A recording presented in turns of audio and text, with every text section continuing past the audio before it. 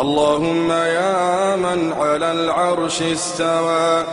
يا من خلق فسوى وقدر فهدى، وأعطى كل شيء خلقه ثم هدى،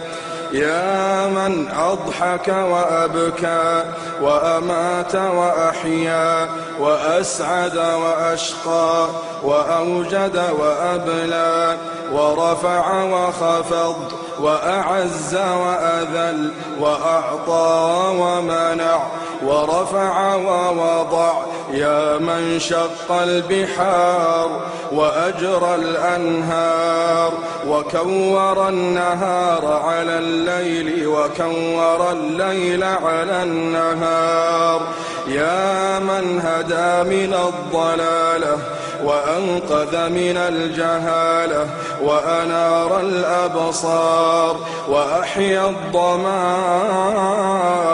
والأفكار، يا من تسمع كلامنا وترى مكاننا وتعلم سرنا وعلانيتنا، لا يخفى عليك شيء من أمرنا، نحن البؤساء الفقراء المستغيثون المستجيرون الوجلون المشفقون المقرون المعترفون بذنوبهم، نسألك مسألة المساكين ونبتهل إليك ابتهال المذنب الذليل، وندعوك دعاء الخائف الضرير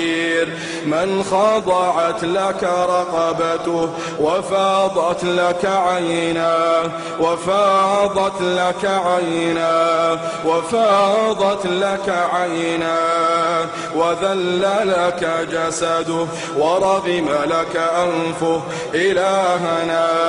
إلهنا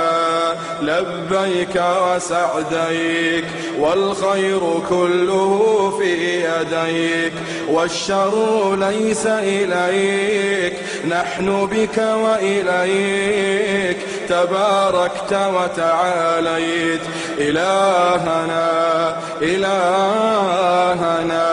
ذكرك قوت القلوب وقرة العيون وسرور النفوس وروح الحياة وحياة الروح، تبارك الذي من خشيته تتجافى عن المضاجع الجنوب